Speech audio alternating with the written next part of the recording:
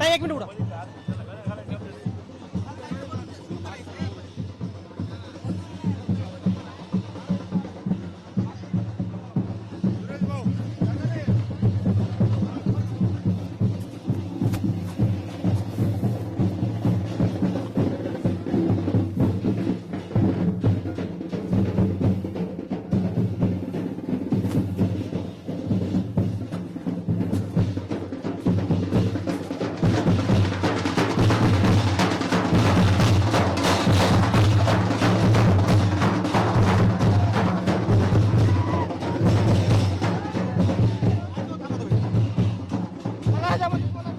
Hello या घ्या या इकडं. एक मिनिट.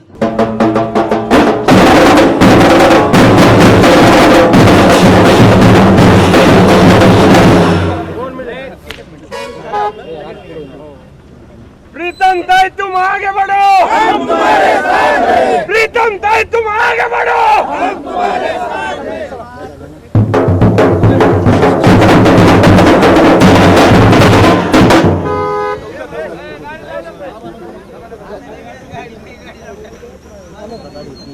दसरा आला की खरं तर राज्यामध्ये 3 दसरा मेळाव्याकडे सगळ्यांचं लक्ष असतं. त्यातला स्वाभाविक आहे की एक दसरा मेळावा असतो तो जो दरवर्षी भगवान गडावर भरायचा. आता मात्र तो भगवान भक्ती गडावरती भरतोय. खरं तर हा दसरा मेळावा भगवान गडावरनं भगवान भक्ती गडाकडे शिफ्ट होत असताना अनेक घडामोडी घडल्यात. स्वाभाविक आहे, ज्या घडामोडी घडत होत्या तो काळसुद्धा कोरोनाचा होता आणि त्यामुळे 2 वर्ष तसं म्हणावं तशा तिथल्या घडामोडी बाहेर आल्या नाहीत. पण काय होतंय नेमकं या दसरा मेळाव्यापूर्वी खरं तर त्या ज्या दसरा मेळाव्याला कायम एका संघर्षाची झालर आहे त्या दसरा मेळाव्यासंदर्भात बोलण्यासाठी कायम या दसरा मेळाव्याला पंकजाताई अगोदर रॅली घेऊन निघत असलेल्या प्रीतमताई माझ्यासोबत आहेत. ते खरं तर ही प्रथाच पडली आता की पंकजाताई नंतर येतात, तुम्ही रॅली घेऊन पुढे जाता. पण आपल्या दसरा मेळाव्याला एक किनार आहे आणि ती आहे संघर्षाची. ज्यावेळेस मुंडे साहेब दसरा मेळावा घ्यायचे त्यावेळेस स्वाभाविक ती राजकीय संघर्षाची नसायची, कारण तिथे एक वेगळा अजेंडा असायचा. पण आता त्यानंतर ज्या घडामोडी घडल्या स्वाभाविक आहे, भगवानगडावरती काय घडलं हे सगळ्यांनी बघितलं. भगवानगडाचा शिफ्ट ज्यावेळेस सावरगाववरती हा दसरा मेळावा गेला तिथे सुद्धा परत एकदा संघर्षाची किनार पाहायला मिळाली. संघर्ष आणि दसरा मेळावा हे एक समीकरण आहे. निश्चितच आहे, कारण संघर्ष आणि गोपीनाथ मुंडे हेच समीकरण मुळात आहे. त्यामुळे संघर्ष करत असताना समाजातल्या तळागाळातल्या माणसाचं नेतृत्व करणं आणि ज्यांना कोणी वाली नाही आणि ज्यांची कोणती वाणी नाही त्यांची वाली आणि वाणी बनण्याचा जो मुंडे साहेबांचा आयुष्यभर त्यांनी ज्यावरती काम केलं, त्यांच्यानंतर आता पंकजाताई सुद्धा त्याच मार्गावरती मार्गक्रमण करत आहेत. त्यामुळे संघर्ष आणि आम्ही वेगळे वेगळे होऊ शकतो असं कधी आम्हाला वाटत नाही आणि त्या संघर्षाविषयी आमच्या मनात यत्किंचितही दुःख किंवा खंत नाही आहे. उलट सर्वसामान्य माणसांचे प्रश्न सोडवण्यासाठी करावा लागणारा हा संघर्ष हा निश्चितच आमच्या आत्मविश्वासामध्ये भर टाकणारा आहे. पण हाच संघर्ष काही वेळा वेदनादायी असतो का? कारण आम्ही बऱ्याच वेळा बघतो की स्वाभाविक आहे, राजकीय काही घडामोडी घडतात, काही सामाजिक घडतात, त्यावेळी तुम्ही परत लोकांसमोर येऊन त्याच पद्धतीनं संघर्षाचा सामना करतात. पण हे वेदनादायी आहे का? कोणताही संघर्ष हा सहज नसतो, म्हणूनच त्याला संघर्ष म्हटलं जातं. प्रत्येक संघर्षाचे आपले आपले परिणाम असतात आणि त्या संघर्ष करत असताना आपली ऊर्जा, आपली प्रेरणा, आपली सकारात्मकता कुठेही कमी न होऊ देणं हे मला वाटतं मुंडे साहेबांच्या आशीर्वादांनी आतापर्यंत पंकजाताईंनी सहज पेलून धरलेलं आहे आणि इथून पुढच्या काळातही करतीलच. कार्यकर्त्यामध्ये तशीच भावना आहे, कारण कार्यकर्त्यांना असं वाटतं कायम की आपण प्रत्येक पातळीवरती संघर्ष करतोय, आणखी परत किती दिवस हे संघर्ष करणार आहोत? संघर्ष करत आहोत आणि तेच मी म्हणते की संघर्ष हा केवळ राजकीय असतो किंवा संघर्ष हा किंवा पक्षांतर्गत किंवा 2 पक्षांच्या मधला असतो असं नाहीये. संघर्ष प्रत्येकजण आपल्या आयुष्यामध्ये रोज करत असतो. आजचा संघर्ष आपण म्हणाल तर चांगल्या, सुसंस्कारी आणि सकारात्मक गोष्टींचा विजय हा नकारात्मकता जी पसरत चाललेली आहे समाजामध्ये त्याच्यावरती विजय मिळवण्याचा हा दिवस जर विजयादशमीचा आपण बघितला तर हे छोटे छोटे संघर्ष प्रत्येकाला आपल्या आयुष्यात असतात आणि हेच संघर्ष आपल्याला पेलता यावेत आणि हे संघर्ष करून आपण आपल्या आयुष्यामध्ये चांगलं काहीतरी मिळवावं. चांगलं मिळवणं ह्याचा अर्थ मालमत्ता मिळवावी असं नाही, चांगलं म्हणजे चांगलं जगण्याची एक ऊर्जा मिळवावी ह्या भावनेने सगळे दसरा मेळाव्याला येत असतात आणि तीच ऊर्जा घेऊन आजच्या मेळाव्यातूनही असंख्य जे कार्यकर्ते जमा होणार आहेत, जे भक्त जमा होणार आहेत, भगवान बाबांविषयी श्रद्धा असणारे आणि मुंडे साहेबांविषयी प्रेम असणार, ते सर्व ही सकारात्मक ऊर्जा घेऊनच. नकारात्मकता दूर सारून सकारात्मकता आणि विजयाचं प्रतीक खरं तर विजयादशमी असते. पण हे घडत असताना काही गोष्टी मुद्दामून सांगितल्या पाहिजेत की हा काळ जो होता मधला, ज्या काळामध्ये हे सगळं घडलं नाही, या रॅली होते, दसरा मेळावा होतोय, तर तो काळ फार जिकरीचा होता. तिथे कोरोना होता पहिल्यांदा, त्यानंतर आता काही दिवसापूर्वी आलेला अतिवृष्टी असेल, पाऊस असेल, त्यानंतर अगदी पुरता बेजार झालेला शेतकरी असतील, ह्याचं रिफ्लेक्शन आज परत पाहायला मिळत आहे. ह्याचं रिफ्लेक्शन मेळाव्यावरती थोड्या बहुत प्रमाणामध्ये होईल अशी शक्यता सगळ्यांना वाटत होती, तशी आम्हालाही वाटते. करोना असल्यामुळे मागच्या वर्षी आपण मेळावा घेतला नाही आणि साहजिक मेळावा नसल्यामुळे रॅली सुद्धा झाली नाही. पण आज या सर्व गोष्टींचा सन्मान करत मागच्या वर्षी जरी दसऱ्याचा मेळावा नसला तरी करोनाने संक्रमित झालेल्या माणसांपर्यंत, प्रत्येक गरजूपर्यंत पोहोचण्याचा आम्ही प्रयत्न केला. आणि मी जसं मगाशी म्हटलं की संघर्ष हा रोज असतो, त्यामुळे तो केवळ राजकीय असला पाहिजे असा नाही. करोनाचा सामना करत असताना सर्वसामान्य माणसाला धीर मिळावा, कुठल्या माणसाचे नातेवाईक ॲडमिट असतील, कोणी स्वतः ॲडमिट असेल, त्याला ऑक्सिजन मिळावं, रेमडेसिवीर मिळावं, ह्याच्यासाठी सुद्धा खूप संघर्ष जिल्ह्यातल्या लोकांनी केला. आणि त्या संघर्षामध्ये त्यांच्या पाठीशी भक्कमपणे उभं राहण्याची संधी आम्हाला मिळाली. मला वाटतं हे कुठेतरी आमचं भाग्य आहे की मुंडे साहेबांनी जे सर्वसामान्य माणसाच्या सेवेचा जो संस्कार आमच्यावरती दिलेला आहे, त्या संस्काराला जागण्याचं काम मागच्या काळामध्ये झालं. आणि करोना असेल, अतिवृष्टी असेल, दुष्काळ असेल, जिल्हा कधीही संकटात असेल तर जिल्ह्याच्या सोबत, त्यांच्या बरोबरीने, त्यांच्या पाठीशी भक्कमपणे उभं राहण्याची संधी आम्हाला मिळालेली आहे. तो संघर्ष मागच्या काळातला लक्षणीय ठरला आणि त्याच्यात कुठेतरी आम्ही लोकांना दिलासा देण्याचं काम करू शकलो. माझा आता खरं शेवटचा प्रश्न आहे. मी पारंपरिक संघर्षावर येतो, जो जिल्ह्यामध्ये असतो, कायम स्वाभाविक आहे, तो तुम्ही वेगळा करू शकत नाही, कारण तो माध्यमामध्ये असेल. दसरा आला की खरं तर राज्यामध्ये 3 दसरा मेळाव्याकडे सगळ्यांचं लक्ष असतं. त्यातला स्वाभाविक आहे की एक दसरा मेळावा असतो, तो जो दरवर्षी भगवान गडावर भरायचा. आता मात्र तो भगवान भक्ती गडावरती भरतोय. खरं तर हा दसरा मेळावा भगवान गडावरनं भगवान भक्ती गडाकडे शिफ्ट होत असताना अनेक घडामोडी घडल्यात.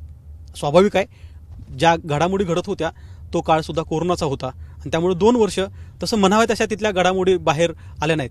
पण काय होतंय नेमकं या दसरा मेळाव्यापूर्वी? खरं तर त्या ज्या दसरा मेळाव्याला कायम एका संघर्षाची झालर आहे, त्या दसरा मेळाव्या संदर्भात बोलण्यासाठी कायम या दसरा मेळाव्याला पंकजाताई अगोदर रॅली घेऊन निघत असलेल्या प्रीतमताई माझ्यासोबत आहेत. ते खरं तर ही प्रथाच पडली आता की पंकजाताई नंतर येतात, तुम्ही रॅली घेऊन पुढे जाता. पण आपल्या दसरा मेळाव्याला एक किनार आहे आणि ती आहे संघर्षाची. ज्यावेळेस मुंडे साहेब दसरा मेळावा घ्यायचे त्यावेळेस स्वाभाविक ती राजकीय संघर्षाची नसायची, कारण तिथे एक वेगळा अजेंडा असायचा. पण आता त्यानंतर ज्या घडामोडी घडल्या, स्वाभाविक आहे, भगवानगडावरती काय घडलं हे सगळ्यांनी बघितलं. भगवानगडाचा शिफ्ट ज्यावेळेस सावरगाववरती हा दसरा मेळावा गेला, तिथे सुद्धा परत एकदा संघर्षाची किनार पाहायला मिळाली. संघर्ष आणि दसरा मेळावा हे एक समीकरण आहे. निश्चितच आहे, कारण संघर्ष आणि गोपीनाथ मुंडे हेच समीकरण मुळात आहे. त्यामुळे संघर्ष करत असताना समाजातल्या तळागाळातल्या माणसाचं नेतृत्व करणं आणि ज्यांना कोणी वाली नाही आणि ज्यांची कोणती वाणी नाही, त्यांची वाली आणि वाणी बनण्याचा जो मुंडे साहेबांचा आयुष्यभर त्यांनी ज्यावरती काम केलं, त्यांच्यानंतर आता पंकजाताई सुद्धा त्याच मार्गावरती मार्गक्रमण करत आहेत. त्यामुळे संघर्ष आणि आम्ही वेगळे वेगळे होऊ शकतो असं कधी आम्हाला वाटत नाही आणि त्या संघर्षाविषयी आमच्या मनात यत्किंचितही दुःख किंवा खंत नाही आहे. उलट सर्वसामान्य माणसांचे प्रश्न सोडवण्यासाठी करावा लागणारा हा संघर्ष हा निश्चितच आमच्या आत्मविश्वासामध्ये भर टाकणारा आहे. पण हाच संघर्ष काही वेळा वेदनादायी असतो का? कारण आम्ही बऱ्याच वेळा बघतो की स्वाभाविक आहे, राजकीय काही घडामोडी घडतात, काही सामाजिक घडतात, त्यावेळी तुम्ही परत लोकांसमोर येऊन त्याच पद्धतीनं संघर्षाचा सामना करतात. पण हे वेदनादायी आहे का? कोणताही संघर्ष हा सहज नसतो, म्हणूनच त्याला संघर्ष म्हटलं जातं. प्रत्येक संघर्षाचे आपले आपले परिणाम असतात आणि त्या संघर्ष करत असताना आपली ऊर्जा, आपली प्रेरणा, आपली सकारात्मकता कुठेही कमी न होऊ देणं, हे मला वाटतं मुंडे साहेबांच्या आशीर्वादांनी आतापर्यंत पंकजाताईंनी सहज पेलून धरलेलं आहे आणि इथून पुढच्या काळातही करतीलच. कार्यकर्त्यामध्ये तशीच भावना आहे, कारण कार्यकर्त्यांना असं वाटतं कायम की आपण प्रत्येक पातळीवरती संघर्ष करतोय, आणखी परत किती दिवस हे संघर्ष करणार आहोत? नाही, संघर्ष करत आहोत आणि तेच मी म्हणते की संघर्ष हा केवळ राजकीय असतो किंवा संघर्ष हा किंवा पक्षांतर्गत किंवा 2 पक्षांच्या मधला असतो असं नाहीये. संघर्ष प्रत्येकजण आपल्या आयुष्यामध्ये रोज करत असतो आजचा संघर्ष आपण म्हणाल तर चांगल्या सुसंस्कारी आणि सकारात्मक गोष्टींचा विजय हा नकारात्मकता जी पसरत चाललेली आहे समाजामध्ये त्याच्यावरती विजय मिळवण्याचा हा दिवस जर विजयादशमीचा आपण बघितला तर हे छोटे छोटे संघर्ष प्रत्येकाला आपल्या आयुष्यात असतात आणि हेच संघर्ष आपल्याला पेलता यावेत आणि हे संघर्ष करून आपण आपल्या आयुष्यामध्ये चांगलं काहीतरी मिळवावं. चांगलं मिळवणं ह्याचा अर्थ मालमत्ता मिळवावी असं नाही. चांगलं म्हणजे चांगलं जगण्याची एक ऊर्जा मिळवावी या भावनेने सगळे दसरा मेळाव्याला येत असतात आणि तीच ऊर्जा घेऊन आजच्या मेळाव्यातूनही असंख्य जे कार्यकर्ते जमा होणार आहेत, जे भक्त जमा होणार आहेत, भगवान बाबांविषयी श्रद्धा असणारे आणि मुंडे साहेबांविषयी प्रेम असणारे, ते सर्व ही सकारात्मक ऊर्जा घेऊनच. नकारात्मकता दूर सारून सकारात्मकता आणि विजयाचं प्रतीक खरं तर विजयादशमी असते. पण हे घडत असताना काही गोष्टी मुद्दामून सांगितल्या पाहिजेत की हा काळ जो होता मधला, ज्या काळामध्ये हे सगळं घडलं नाही, या रॅली होते, दसरा मेळावा होतोय, तर तो काळ फार जिकरीचा होता. तिथे कोरोना होता पहिल्यांदा, त्यानंतर आता काही दिवसापूर्वी आलेला अतिवृष्टी असेल, पाऊस असेल, त्यानंतर अगदी पुरता बेजार झालेला शेतकरी असेल, याचं रिफ्लेक्शन आज परत पाहायला मिळतं. ह्याचं रिफ्लेक्शन मेळाव्यावरती थोड्या बहुत प्रमाणामध्ये होईल अशी शक्यता सगळ्यांना वाटत होती, तशी आम्हालाही वाटते. करोना असल्यामुळे मागच्या वर्षी आपण मेळावा घेतला नाही आणि साहजिक मेळावा नसल्यामुळे रॅली सुद्धा झाली नाही. पण आज या सर्व गोष्टींचा सन्मान करत मागच्या वर्षी जरी दसऱ्याचा मेळावा नसला तरी करोनाने संक्रमित झालेल्या माणसांपर्यंत प्रत्येक गरजूपर्यंत पोहोचण्याचा आम्ही प्रयत्न केला. आणि ते मी जसं मगाशी म्हटलं की संघर्ष हा रोज असतो, तो करत असताना सर्वसामान्य माणसाला धीर मिळावा, कुठल्या माणसाच्या नात्यातील धीर मिळावा ह्याच्यासाठी सुद्धा खूप संघर्ष जिल्ह्यातल्या लोकांनी केला आणि त्या संघर्षामध्ये त्यांच्या पाठीशी उभं राहण्याची संधी मिळाली. मला वाटतं हे कुठेतरी आमचं भाग्य आहे की मुंडे साहेबांनी जे सर्वसामान्य माणसाच्या सेवेचा जो संस्कार आमच्यावरती दिला आहे त्या संस्काराला जागण्याचं काम मागच्या काळामध्ये झालं. आणि करोना असेल, अतिवृष्टी असेल, दुष्काळ असेल, जिल्हा कधीही संकटात असेल तर जिल्ह्याच्या सोबत त्यांच्या बरोबरीने त्यांच्या पाठीशी भक्कमपणे उभं राहण्याची संधी आम्हाला मिळालेली आहे. तो संघर्ष मागच्या काळातला लक्षणीय ठरला आणि त्याच्यात कुठेतरी आम्ही लोकांना दिलासा देण्याचं काम करू शकलो. माझा आता खरं शेवटचा प्रश्न आहे. मी पारंपरिक संघर्षावर येतो, जो जिल्ह्यामध्ये असतो, कायम स्वाभाविक आहे, तो तुम्ही वेगळा करू शकत नाही, कारण तो माध्यमामध्ये असेल, लोकांमध्ये असेल, तो कायम पाहायला मिळतो. मात्र ज्या पद्धतीनं पंकजाताईंनी परवा भाषण केलं आणि त्यांनी सांगितलं की जिल्ह्यामध्ये अराजकता दिसते, कुठेतरी पोलीस स्टेशनसमोर लोक येऊन तलवारीने भांडणं करतायत. तुम्ही रेमडेसिवीरचा उल्लेख केला, त्या रेमडेसिवीरचा उल्लेख करून त्यांनी सांगितलं की त्यासाठी आमच्याकडे विशेष लोकांचं पत्र लागायचं, शिफारस असली तरच ते मिळायचं. सगळं हे घडत असताना खरं तर त्यावेळी तो आवाज तिथपर्यंत पोहोचलाच, पण हा आवाज परत एकदा लोकांच्या कानी पडणार. ज्यावेळी घटना घडत होत्या त्यावेळी सुद्धा त्याचा अतिशय स्ट्रॉंगली विरोध आम्ही केलाच. जेव्हा जेव्हा एखाद्या सामान्य माणसावरती किंवा एखाद्या वंचितावरती, वंचित म्हणते म्हणजे अमुक एका जाती धर्माची माणसं नाही, तर ह्यावरती अन्याय होत असतो तेव्हा त्यांच्यासाठी आवाज उठवणं हे विरोधी पक्षात असताना आमचं काम आहे आणि सत्ताधारी पक्षात असताना त्यांना अडचणी निर्माण होऊ नयेत ही जबाबदारी आमची असते. मला वाटतं पालकमंत्री म्हणून पंकजाताईंनी अतिशय सुंदर काम केलेलं आहे, ज्याची जिल्ह्याला जाणीव आहेच आहे आणि आज त्याची फार प्रकर्षाने आठवणही होताना आपल्याला दिसतेय. आणि विरोधी पक्षात असताना जर करत असेल तर ठेवणं ही विरोधी पक्षाची जबाबदारी आहेच आहे. आम्ही ह्याच्याविषयी आवाज वारंवार उठवला आहे आणि उठवत राहूच. जोपर्यंत होत नाही तोपर्यंत अन्यायाविरुद्ध लढा देणं. नक्कीच. तर अन्यायाविरुद्ध लढा देणं हे संस्कार आहेत असं प्रीतम मेळाव्याला संघर्षाची किनार आहे. ज्या दसरा मेळाव्याला आलेले लोक हे मागल वर्षभरात घडलेल्या घडामोडीपासून पुढे काय घ्यायचं हे ऐकण्यासाठी येत असतात. पंकजाताई काय बोलणार याकडेच साऱ्यांच्या नजरा लागल्यात. कॅमेरामन काकासाहेब कांबळेसह गोविंद शेळके, एबीपी माझा.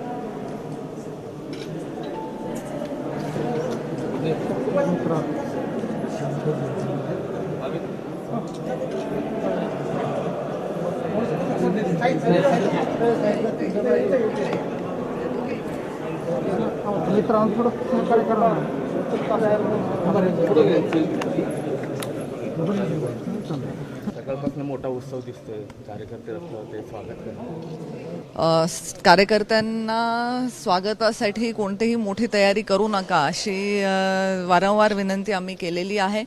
त्यांच्या मनातला उत्साह साहजिक आहे, पण भेटायला येतील, थांबतील, माझं स्वागत करतील, पण कुठलाही बडेजाव न करण्याची विनंती आम्ही नेहमीच करतो आणि तसे आमचे कार्यकर्ते समजूतदार आहेत. कुठल्याही दिखाव्याकडे त्यांचा कधीच कल नसतो. तर दुसरे आता राजकीय असे शब्द जोडले जात आहेत की म्हणजे कोण सामाजिक मंत्री, असामाजिक मंत्री, ते म्हणले ब क ड असं काही जोडा. पण मग आज खरं तर 2 वर्षामध्ये ज्या घटना घडल्या त्याच्यामध्ये ह्याही घटना आहेत. तुम्ही तर कोरोनामध्ये जिल्ह्यामध्ये होतात, आज काय ऐकायला मिळणार? मी जिल्ह्यामध्ये नेहमी असतेच आणि ते काही सिद्ध करण्याचा हा आजचा दिवस नाही आहे. जिल्ह्यामध्ये आजपर्यंत कुठलीही अशी परिस्थिती नव्हती की जेव्हा माझा जिल्हा अडचणीत आहे आणि मी दुसरीकडे कुठेतरी आहे. मी सत्ताधारी पक्षाची खासदार केंद्रात आणि राज्यात असतानाही होते आणि आज राज्यात विरोधी पक्षाची लोकप्रतिनिधी म्हणून सुद्धा आम्ही आहोतच नेहमी. आजचा विषय काही राजकीय गोष्टीचा नाही, दसऱ्याच्या विषयी लोकांच्या मनामध्ये उत्साहाची भावना आहे. 2 वर्षानंतर कुठेतरी आता जीवन पूर्ववत रुळावर येत असताना या सगळ्या गोष्टींविषयी चर्चा न करता आजच्या दिवसाची चांगली सुरुवात करावी अशी माझी इच्छा. नक्की. तर आजच्या दिवसाची चांगली सुरुवात करावी असं प्रीतम ताई सांगतायत. मला या आरोपांचं काही उत्तर द्यायचं नाही. आपल्या सगळ्यांना दसऱ्याच्या हार्दिक हार्दिक शुभेच्छा. त्यांनी खरं तर फार मार्मिक टिप्पणी केली आहे की दसऱ्याच्या शुभेच्छा देत त्या पुढे जात आहेत. आणि एकूण आपण वातावरण बघितलं तर प्रीतम मुंडे यांच्यासोबत मोठ्या प्रमाणात कार्यकर्ते आहेत. अशी गाड्याची रॅली त्यांची आपल्याला इथे पाहायला मिळते. आणि पंकजा मुंडे यांनी मात्र यावर्षी सावरगाव घाटला जे येत आहेत ते हेलिकॉप्टरद्वारे येणार आहेत. त्यामुळे स्वाभाविक आहे की राज्यामध्ये अनेक कार्यकर्ते हे सावरगावला पोहोचत आहेत.